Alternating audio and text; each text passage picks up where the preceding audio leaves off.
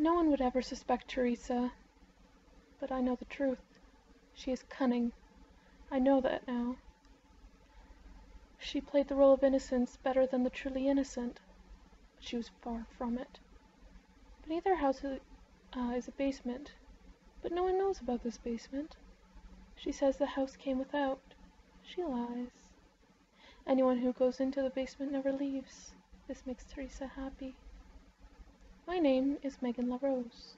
I am 24 years old. I have brown hair and brown eyes. I am normal. I do normal things. I'm good. I've never done anything illegal or notably wrong. Mostly I mind my own business. I am shy. No one really notices me, which is fine. One day I met Teresa on the bus. She was nice. She said I was pretty. I smiled. She invited me to a cocktail party that Saturday. My smile spread fully until pouring into my brown eyes as I agreed. She handed me a torn white paper with her address and the time I was to arrive on it. She left. Saturday night came. I sat at my home with my brand new shiny purple cocktail dress I bought specially for the night. I sat on my rough green couch, staring at my dull green clock, listening to the loud green ticks of the shiny green hand. I was waiting for the smallest and slowest hand to reach the 7. See, I didn't want to arrive at Teresa's house too early, so I sat and sat. I sat until finally the slow, small green hand was perfectly aligned with the shiny, delicately drawn 7. I stood up, put on my shiny purple shoes that I bought with my shiny purple dress, and took my shiny silver keys with the shiny little ball that my daddy gave me from the dull rusted hook on my wall.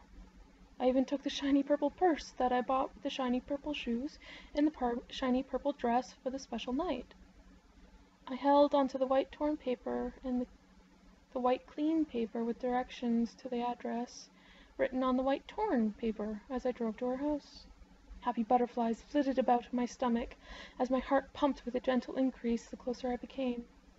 I drove alone, save for the butterflies, to the lonely house that cool evening.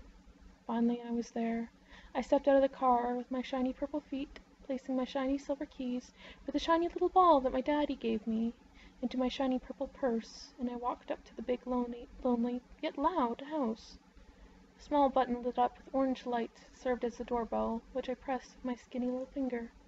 I waited there, nervously adjusting my shiny purple dress. The big dark door opened wide to reveal the swaying hair of the host, Teresa. Smells and sounds of alcohol, food, and music wafted out to greet me, wrapping their warm arms around my small figure and pulling me inside as Teresa greeted me warmly and invited me into her big, lonely house that was filled with happy, talking, eating people and loud, happy, playful music. Teresa introduced me to some of the other guests, who were indeed very friendly. I made a lot of new friends, but Teresa kept me to herself, never allowing me to mingle without her ever-noticeable presence. She made sure I went wherever she went. My only solitude was gained when nature gave her a call, and I found myself alone outside her bathroom. It was then I decided to go off exploring. The noise of the party downstairs was considerably dulled up here. It was peaceful and nice. Teresa's house smelled almost as good as she did. I looked in the many bedrooms of her big, lonely house. I found that it must be lonelier than I thought, for not only was it alone outside, but inside I found no room, save one, with any sign of being inhabited. Yes, there were beds and dressers and all the others, but the beds were crisply made, and the dresser drawers were entirely empty. There were no books on the shelves, no pictures on the walls. I felt sad for Teresa then. She lived all alone in this big, lonely house, with the shiny brass door handles. I wanted to stay forever and keep her company. Little did I know at the time, I would. I could not find my way back again once I had satisfied my exploratory needs. I could find no other person. I just wandered down familiarized halls, and I came to realize that I was lost in this big empty house. I wandered down darkening halls, with only moonlight that leaked through the wondrous windows of the uninhabited rooms to guide my footsteps. Soon I came across the hall that had not yet gained the claustrophobic familiarity the others had. This hall was small and hidden. Upon traveling down it some, I came to realize that this hall had only one door, one room. I walked silently to the lonely door in the lonely house. I reached out and touched the cold, shiny handle gingerly. There was something foreboding about that door. Somehow I knew something dire lay on the other side. I stood back from the large wooden portal. I started to feel very much aware of my solitude. I called silently for Teresa, silence making me wary of breaking it with a loud voice. I did not want to be alone. A deafening silence had blanketed the large, lonely house. I held my own slender, pale arms around my small frame, as there was no one else to console me but myself. Again I called for Teresa, a little louder this time. I still received no answer. I began to wander deeper down the small, unfamiliar hall. I found no end, and no more doors. I never knew how much I could want for a door. Then I noticed the hall began to curve. I continued to follow the small, empty hall. After some extended wandering around and around the curve, I saw a shiny brass door handle gleam in the moonlight leaking from beyond the small hallway. I had found a door. The first realization brought great joy to my face, until I realized I had somehow returned to the beginning of my rounded journey, and the door before me was familiar. I hadn't entered this door, but now I felt I had no choice. I reached out and wrapped my slender fingers around the cold, shiny brass door handle.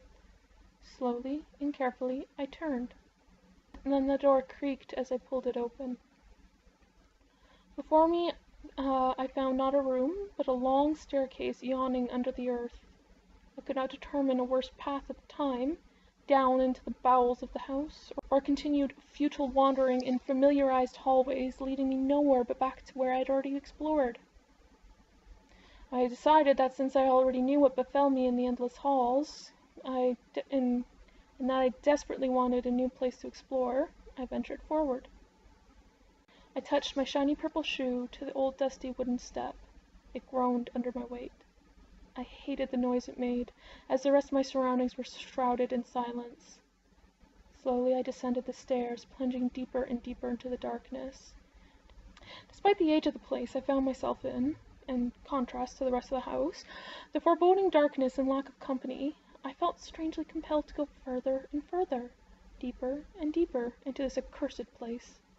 The deeper I climbed, the colder and darker it became. Soon my breath was escaping my lips in shaky gray wisps of condensation. All the hairs of my body, other than that of my head of course, stood erect, most notably the ones littering the back of my neck. Where the hairs had been removed or never grew, small bumps pushed through my skin in their place. For long I found myself shivering. My shiny purple dress was not designed for the cold. I called for Teresa once more under shaking breath. The floor beneath my shiny purple feet leveled. I had concluded that it must have reached the destined floor. I stumbled blindly into the inky shroud before me. I reached my hands out to feel for walls or tables or anything I could possibly collide with in my blind staggering. I must admit I quite nearly jumped when I felt the cold, delicate chain trailing across my face. Instinctively I pulled the thing away, however in a downward motion, causing the room to flood with unsteady light. A light bulb hung above, swaying from the violent pull. The motion of the light caused eerie shadows to dance about, erupting in silent but nonetheless malevolent expressions written on their twisted visage. Fear pounded at my heart like a drum, forcing it to pump harder and harder, pumping adrenaline deep into my veins. Sweat beaded at my brow. I wanted nothing more than to leave, to be rid of this waking nightmare. I wanted to leave. However, when I turned, I saw Teresa's face, altered by the dancing shadows and twisted by a cruel smile. No one would ever suspect Teresa, but I now know the truth. She is cunning, I know that now. She plays the role of innocence better than the truly innocent, but she's far from it. Deep beneath her house is a basement, but no one knows of this basement. Only we do. She says her house came without. She lies. Anyone who enters her basement never leaves. Anyone other than her, that is. But we had all marveled in disgust at the sharpened, bloody tools of malice scattered about. But that is long past. Her deep, dark basement is very large. Half of it lacks proper flooring, or only dirty, filthy earth lays there. Earth and clay. We'd all thought, what a queer way to fashion a basement.